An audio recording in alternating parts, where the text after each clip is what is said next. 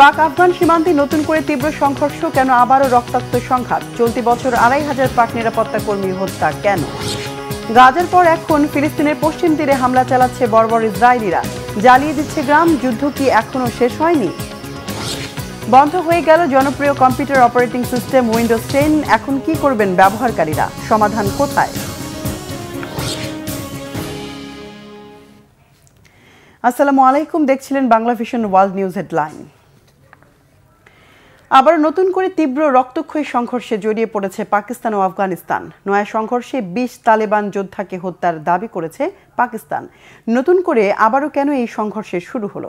চলতি বছর ২৫০০ পাক নিরাপত্তা কর্মীকে হত্যা করেছে কারা? পাকিস্তান সেনাবাহিনীর বিরুদ্ধে লড়াই করে টিকতে পারবে কি আফগান তালেবানরা? কি বলছেন বিশ্লেষকরা? রিফাত জামানের ডেস্ক রিপোর্ট। আবারও হামলা, পাল্টা হামলা, আবারও রক্তাক্ত সংঘর্ষ, মৃত্যু। আবারও নতুন করে ভয়াবহ সংঘাতে জড়িয়ে পড়েছে দুই প্রতিবেশী পাকিস্তান ও আফগানিস্তান। ২০০-র বেশি তালেবান যোদ্ধা হত্যা আর ৫৮ পাকিস্তানি সেনা নিহতের মতো সবচেয়ে বড় সংঘাতের কয়েকদিন পেরোতে না পেরোতেই নতুন করে সংঘর্ষে জড়িয়ে পড়েছে দুই দেশ। এবারও তালেবান যোদ্ধাসহ দুই দেশেরই সামরিক ও বেসামরিক নাগরিক হতাহত হয়েছে। বুধবার পাক সেনারা জানায়, আফগানিস্তানের রাজধানী কাবুল ও দক্ষিণাঞ্চলীয় কান্দাহার প্রদেশের স্পিন বোলদাক অঞ্চলে ভারী অস্ত্র ও ড্রোন হামলা চালিয়েছে তারা। এতে ২০ আফগান তালেবান হত্যা ও তাদের বেশ কয়েকটি গোপন ঘাঁটি ধ্বংসের দাবি করেছে পাক সেনাবাহিনী। একই দিনে পাকিস্তানের উত্তর পশ্চিমাঞ্চলীয় ওরাকজাই অঞ্চলে সশস্ত্র সংঘর্ষে পাকিস্তানের ৬ আধাসামরিক সদস্যকে হত্যার পাল্টা দাবি করেছে আফগান তালেবানরা।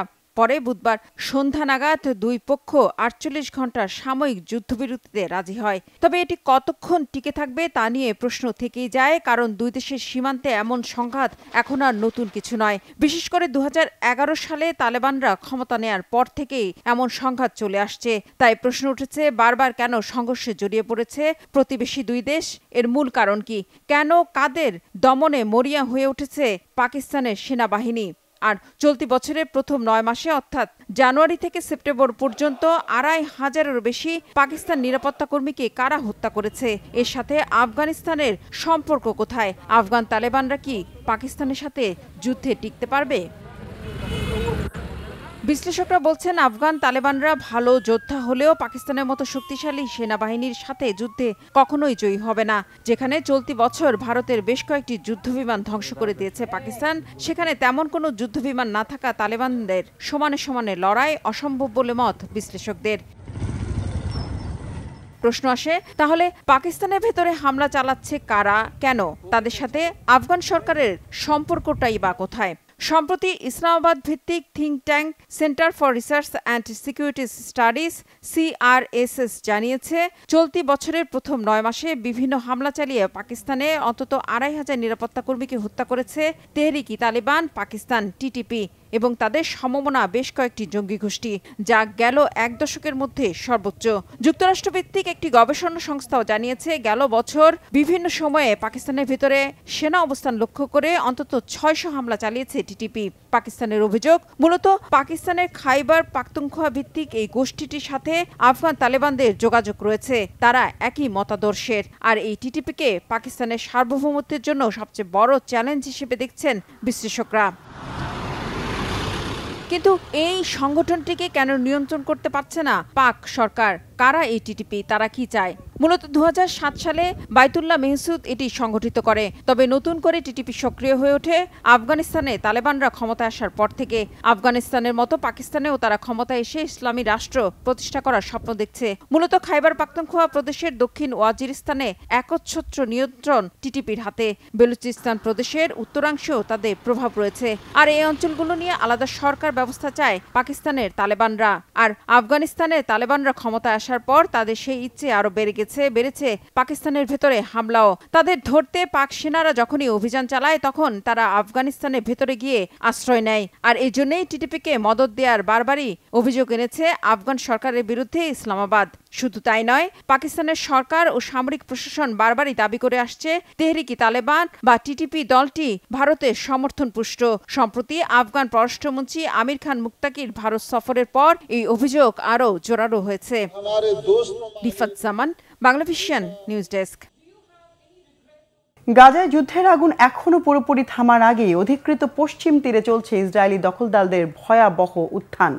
ফিলিস্তিনের ভূমি দখল করে একসময় অবৈধ বসতি বানিয়েছিল যারা, তারাই এখন ফিলিস্তিনিদের তাড়িয়ে দিচ্ছে নিজেদের ঘরবাড়ি থেকে।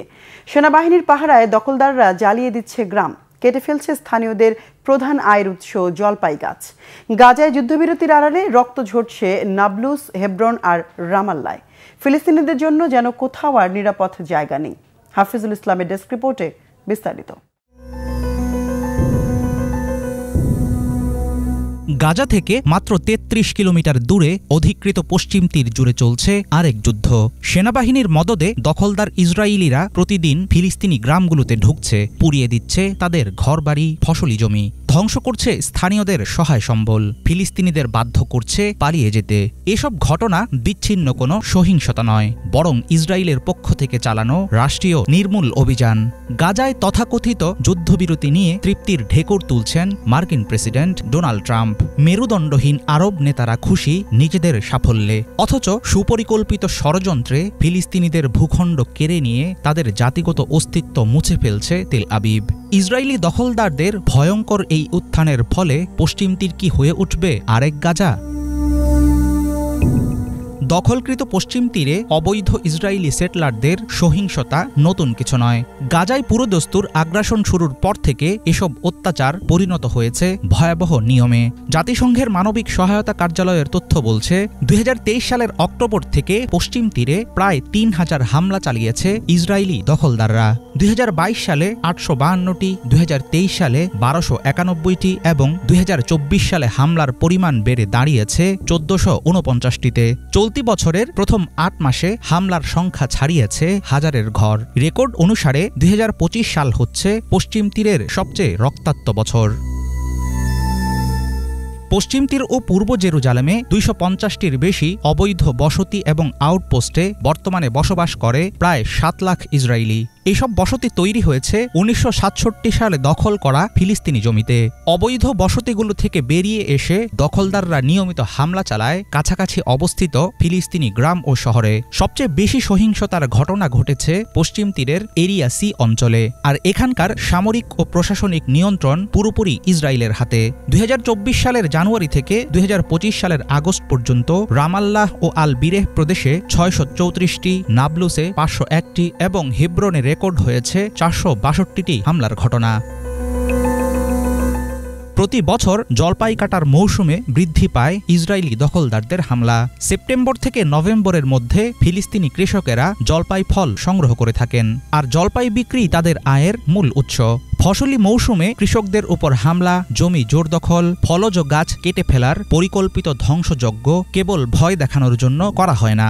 অর্থনৈতিক ক্ষতি করার পাশাপাশি এর পেছনে রয়েছে জঘন্য উদ্দেশ্য, ফিলিস্তিনিদের ভূখণ্ড খালি করে সেখানে দখল বাড়ানো। স্থানীয়দের উপর অত্যাচার চালাতে ইসরায়েলিদের স্বতঃস্ফূর্ত সহযোগিতা করে নেতানিয়াহুর সামরিক বাহিনী। ২০২৩ সালের অক্টোবর থেকে চলতি বছরের অক্টোবর পর্যন্ত পশ্চিম তীরে ইসরায়েলি সেনা ও দখলদারদের হাতে নিহত হয়েছেন ১,০০০-এরও বেশি ফিলিস্তিনি। আহতের সংখ্যা প্রায় ১০,০০০। শুধু ২০২৫ সালেই অবৈধ বসতি স্থাপনকারী ও সেনা হামলায় প্রাণ হারিয়েছেন ১৫০'র বেশি মানুষ। বাস্তুচ্যুত হয়েছেন আরও অন্তত ৩,৪০০ ফিলিস্তিনি। প্রতিদিন পাল্লা দিয়ে বাড়ছে জলপাই গাছ উপড়ে ফেলা, পাথর নিক্ষেপ, হিংস্র কুকুর লেলিয়ে দেয়া, আগুন ধরানো ও ভয়ভীতি দেখানোর ঘটনা। ইসরায়েলি ক্রমবর্ধমান সহিংসতার কারণে পশ্চিম তীরের ফিলিস্তিনিরা অচিরেই পড়বে অস্তিত্বের সংকটে। হাফিজুল ইসলাম, বাংলা ভিশন। এদিকে গাজায় বহু প্রত্যাশিত যুদ্ধবিরতি চুক্তির প্রথম ধাপ কার্যকরের দুদিন না যেতেই শুরু হয়েছে ইসরায়েল হামাসের চিরাচরিত পাল্টাপাল্টি অভিযোগ। আরও ৪ জিম্মির লাশ ফেরত দেয় গাজামুখী মানবিক সহায়তাবাহী ট্রাক ঢুকতে বাধা দেওয়ার অবস্থান শিথিল করেছে ইসরায়েল। আর এলাকায় ফেরার সময় ফিলিস্তিনিদের ওপর হামলা চালিয়ে অন্তত ৯ জনকে হত্যা করেছে ইসরায়েলি বাহিনী, যা যুদ্ধবিরতির সুস্পষ্ট লঙ্ঘন বলেছে হামাস। এমন অবস্থায় হামাস নিরস্ত্রীকরণ প্রক্রিয়ায় সহায়তা না দিলে শক্তি প্রয়োগের হুঁশিয়ারি দিয়েছেন মার্কিন প্রেসিডেন্ট ডোনাল্ড ট্রাম্প।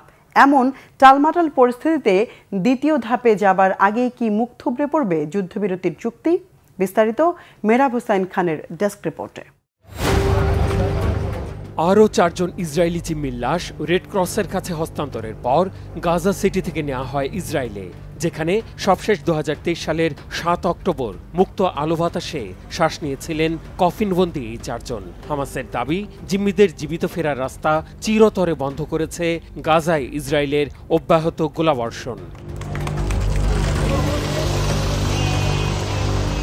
স্থানীয় সময় বৃহস্পতিবার ভোরে লাশবাহী গাড়ির বহর পৌঁছায় তেল আবিবে।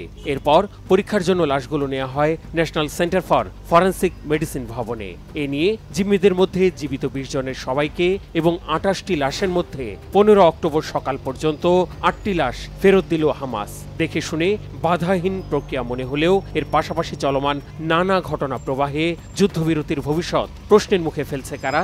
কেন যুদ্ধবিরতি সম্পূর্ণ ভেস্তে যাওয়ার ঝুঁকি বাড়ছে দিনকে দিন? We don't know who they are, but they are a part of us, a part of our people. গাজার জন্য ত্রাণ সরবরাহে বাধা দিতে মঙ্গলবার রাফার সীমান্ত বন্ধ রাখে ইসরায়েল। নিষেধাজ্ঞা দেওয়া হয়েছে গাজায় গ্যাস আর জ্বালানি সরবরাহে। প্রতিশ্রুত 600-র পরিবর্তে 300 ত্রাণবাহী ট্রাক প্রতিদিন গাজার উদ্দেশ্যে ছাড়তে জাতিসংঘের প্রতি আহ্বানও জানিয়েছে ইসরায়েলি কর্তৃপক্ষ।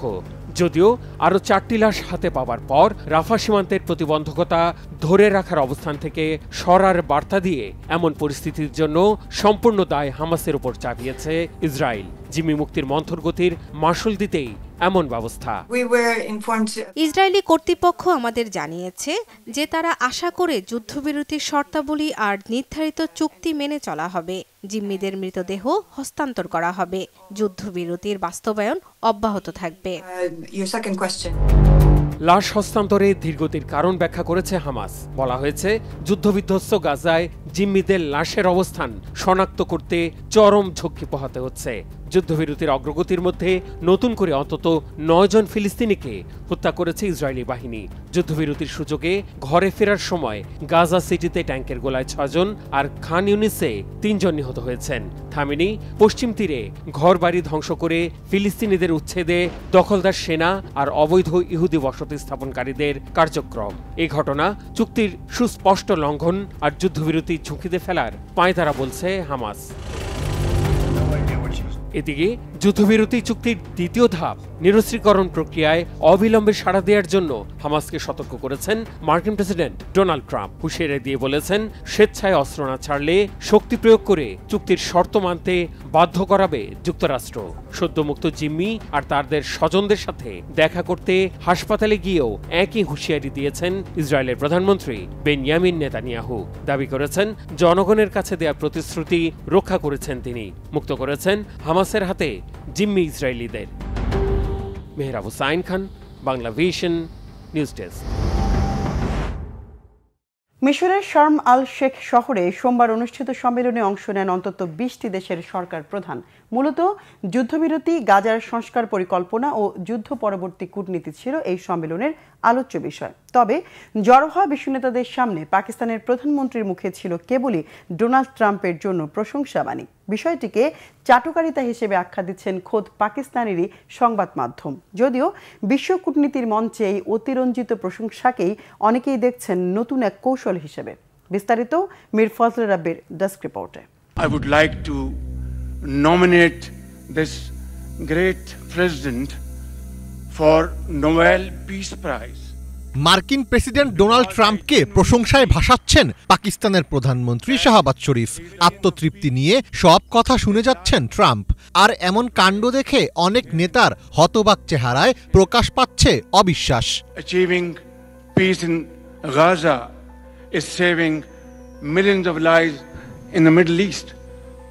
Mr. President, I would like to salute you. সোমবার মিশরের শার্ম আল শেখ শহরে অনুষ্ঠিত সম্মেলনে অংশ নেন অন্তত 20টি দেশের সরকার প্রধান। ছিলেন মার্কিন প্রেসিডেন্ট ডোনাল্ড ট্রাম্পও। আর সেখানেই দেখা যায় এমন দৃশ্য। গাজার সংস্কার পরিকল্পনা ও যুদ্ধ পরবর্তী কূটনীতি ছিল এই সম্মেলনের আলোচ্য বিষয়। কিন্তু সম্মেলন কক্ষের গাম্ভীর্যপূর্ণ হাওয়া বদলে যায় পাকিস্তানের প্রধানমন্ত্রী শাহবাজ শরীফের বক্তব্য শুরুর পর। গাজার ভবিষ্যৎ নিয়ে আলোচনার জন্য জড়ো হওয়া বিশ্ব নেতাদের সামনে পাকিস্তানের প্রধানমন্ত্রীর মুখে ছিল কেবলই প্রশংসাবাণী। তিনি ভূয়সী প্রশংসা করেন ডোনাল্ড ট্রাম্পের, উপাধি দেন শান্তির দূত, এমনকি নোবেল শান্তি পুরস্কারে মনোনয়নের কথাও স্মরণ করেন। Donald Trump for Nobel Peace Prize for his outstanding, extraordinary contributions.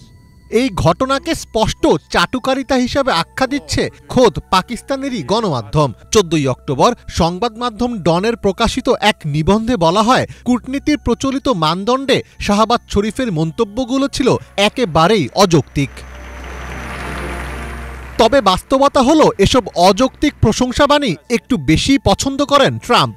ফলে বিশ্ব নেতাদের অনেকেই এখন চাটুকারিতাকে বেছে নিচ্ছেন পররাষ্ট্রনীতির নতুন কৌশল হিসাবে। ট্রাম্পের দ্বিতীয় মেয়াদে এই প্রবণতা আরও বেশি লক্ষ্য করা যাচ্ছে। গাজা শান্তি পরিকল্পনা প্রকাশের পর জর্ডানের বাদশাহ ট্রাম্পকে আখ্যা দেন হিস্টোরিক পিসমেকার হিসাবে। শান্তি সম্মেলনে উপস্থিত হয়ে ট্রাম্পকে মিশরের সর্বোচ্চ রাষ্ট্রীয় সম্মাননা প্রদানের ঘোষণা দেন দেশটির president Abdel Fattah al CC. 2019 সালের ফেব্রুয়ারিতে প্রথম মেয়াদে প্রেসিডেন্ট থাকা অবস্থায় প্রথমবারের মতো নোবেল শান্তি পুরস্কার পাওয়ার আশা প্রকাশ করেন ট্রাম্প। সে সময় বিষয়টি বেশি গুরুত্ব না পেলেও দ্বিতীয় মেয়াদে বিভিন্ন দেশের নেতাদের অনেকে ট্রাম্পকে নোবেলের জন্য মনোনয়ন দিতে রীতিমতো হুমড়ি খেয়ে পড়েন। ট্রাম্পকে শান্তিতে নোবেল পুরস্কারের জন্য মনোনীত করেন ইসরায়েলের প্রধানমন্ত্রী বেনিয়ামিন নেতানিয়াহু। সে তালিকায় যোগ দেয় পাকিস্তান ও কম্বোডিয়াও। আর এক্ষেত্রে এক ধাপ এগিয়ে আর্জেন্টিনার প্রেসিডেন্ট জেভিয়ার মিলেই। ট্রাম্পকে মনোনয়ন দেওয়ার জন্য ফ্রেমযুক্ত চিঠি উপহার দেন তিনি। নিজ দেশেও চাটুকারদের বিশেষ কদর করছেন ট্রাম্প। সম্প্রতি গুলিবদ্ধ হয়ে নিহত হওয়া চার্লি কার্কের স্ত্রী এরিকা কার্ক তার বক্তব্যে ট্রাম্পকে প্রশংসায় ভাসিয়েছেন, আর এর প্রতিদানও পেয়েছেন তিনি। চার্লি কার্কের জন্মদিনকে ট্রাম্প ঘোষণা করেছেন ন্যাশনাল ডে অফ রিমেম্বারেন্স হিসেবে। রাজনৈতিক মনোবিজ্ঞানীরা এটিকে বলছেন নার্সিসিস্টিক রিওয়ার্ড লুপ। এটি এমন এক মানসিক প্রতিক্রিয়ার চক্র যেখানে বাস্তবতা তুলে ধরার বদলে শুধু প্রশংসা করে সহযোগিতা আদায় করা যায়। ফলে কূটনীতির মঞ্চে অতিরঞ্জিত প্রশংসা বা চাটুকারিতার আবির্ভাব ঘটছে নতুন এক কৌশল হিসেবে। মীর ফজলে রাব্বি, বাংলা ভিশন। জেনজি প্রজন্মের আন্দোলনে নিয়মিত দৃশ্যপট পাল্টানো মাদাগাস্কারে এবার ক্ষমতা নিয়েছে সেনাবাহিনী। স্থগিত করা হয়েছে নির্বাচন কমিশন সহ সব সাংবিধানিক প্রতিষ্ঠানের কার্যক্রম।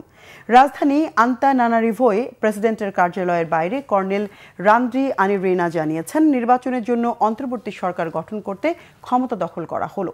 আগামী 18 থেকে 24 মাসের মধ্যে নির্বাচন আয়োজনে সার্বিক সহায়তার প্রতিশ্রুতিও দিয়েছে সেনাবাহিনীর মধ্যে প্রভাবশালী প্রশাসনিক ও কারিগরি বিভাগের নেতৃত্ব দানকারী এই কর্মকর্তা। প্রেসিডেন্ট আন্দ্রে রাজোলিওনা 2009 সালে প্রথমবার ক্ষমতা এলে সেনাবাহিনীর এই ইউনিটটি তাকে সর্বোচ্চ সমর্থন দিলেও এবারের বিক্ষোভে সমর্থন প্রত্যাহার করে নেয়।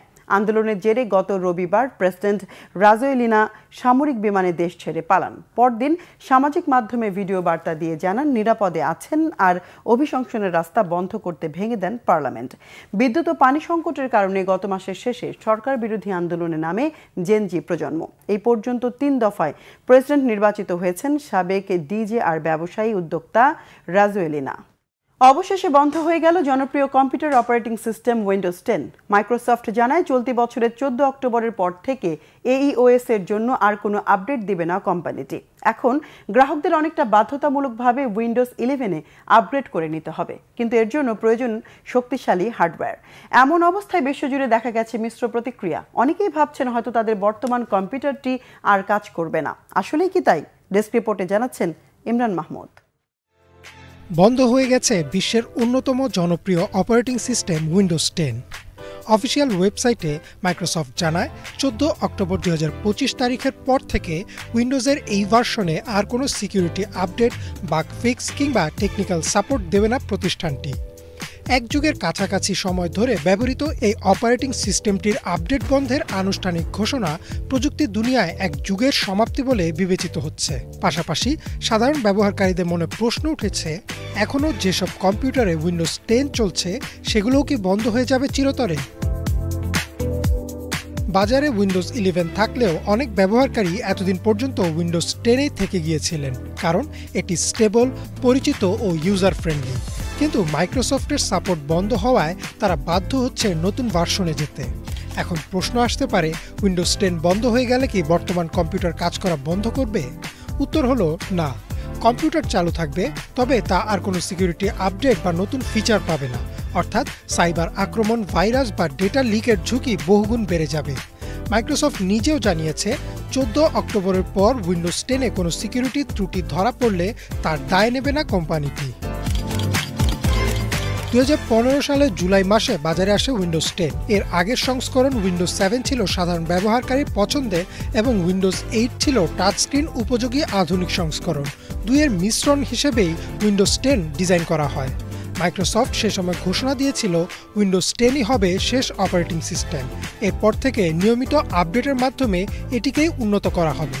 কিন্তু সময়ের সঙ্গে প্রযুক্তির পরিবর্তন এত দ্রুত ঘটে যে 2021 সালে মাইক্রোসফট বাধ্য হয় উইন্ডোজ 11 বাজারে আনতে, যেখানে যুক্ত হয় এআই ফিচার, উন্নত সিকিউরিটি সিস্টেম, মেশিন লার্নিং ও নতুন ইউজার ইন্টারফেস। তবে উইন্ডোজ 11 চালাতে সবচেয়ে বড় বাধা হয়ে দাঁড়িয়েছে হার্ডওয়্যার সীমাবদ্ধতা। সহজভাবে বললে 2015 সালের আগে যেসব কম্পিউটার কেনা হয়েছে তাদের বেশিরভাগই উইন্ডোজ 11 সাপোর্ট করে না, কারণ এর জন্য প্রয়োজনীয় হার্ডওয়্যার পুরনো কম্পিউটারগুলোর বেশিরভাগই অনুপস্থিত। ফলে সেসব ব্যবহারকারীদের হয় নতুন কম্পিউটার কিনতে হবে, নয়তো পুরনো হার্ডওয়্যার আপগ্রেড করতে হবে, যা অনেকের কাছে ব্যয়বহুল ও জটিল। উইন্ডোজ 10-এর সাপোর্ট বন্ধ হয়ে গেলেও মাইক্রোসফট এক্সটেন্ডেড সিকিউরিটি আপডেট বা ESU নামের একটি সেবা চালু রেখেছে, যা দিয়ে কিছু কর্পোরেট গ্রাহক টাকা দিয়ে আরও 3 বছর সিকিউরিটি আপডেট পেতে পারেন। কিন্তু সাধারণ ব্যবহারকারীদের জন্য এই সুবিধা নেই। ফলে যেসব কোম্পানি এখনও উইন্ডোজ 10 ব্যবহার করছে তাদের সামনে এখন বড় সংকট। তারা হয় নতুন হার্ডওয়্যারে বিনিয়োগ করবে, নয়তো নিরাপত্তা ঝুঁকি নিয়ে কাজ চালিয়ে যাবে। এদিকে ক্যানালিস রিসার্চের একটি প্রতিবেদনে বলা হয়েছে উইন্ডোজ 10 বন্ধ হয়ে যাওয়ার ফলে বিশ্বজুড়ে প্রায় 240 মিলিয়ন কম্পিউটার অকেজো হয়ে পড়বে এবং এসব ডিভাইসের অনেকগুলো শেষমেশ ল্যান্ডফিলে চলে যাবে। এর ফলে পৃথিবীতে ইলেকট্রনিক বর্জ্য বা ওয়েস্টের পরিমাণ আশঙ্কাজনকভাবে বেড়ে যাবে। বর্তমানে পৃথিবীতে প্রতি বছর প্রায় 50 মিলিয়ন টন ওয়েস্ট উৎপন্ন হয়, যার মধ্যে উল্লেখযোগ্য অংশই আসে পুরনো কম্পিউটার ও স্মার্টফোন থেকে। নতুন করে আরও কোটি কোটি ডিভাইস বাতিল হওয়া পরিবেশের জন্য মারাত্মক ক্ষতিকর হবে। প্রযুক্তি বিশ্লেষকরা বলছেন মাইক্রোসফটের এই সিদ্ধান্ত পিসি মার্কেটে বড় প্রভাব ফেলবে। অনেক ব্যবহারকারী নতুন কম্পিউটার কিনতে বাধ্য হবেন, যা হার্ডওয়্যার বিক্রিতে অস্থায়ী উত্থান ঘটাতে পারে। তবে দীর্ঘমেয়াদে তা ওয়েস্ট এবং ব্যয় বৃদ্ধি দুই সমস্যাই বাড়াবে। উইন্ডোজ 10-এর অবসান একদিকে যেমন প্রযুক্তির স্বাভাবিক অগ্রযাত্রা, অন্যদিকে এটি আমাদের মনে করিয়ে দেয় প্রযুক্তির টেকসই ব্যবহারের প্রয়োজনীয়তা। ইমরান মাহমুদ, বাংলাভিশন। দর্শক, এ ছিল আজকের মতো। সাথে থাকায় ধন্যবাদ।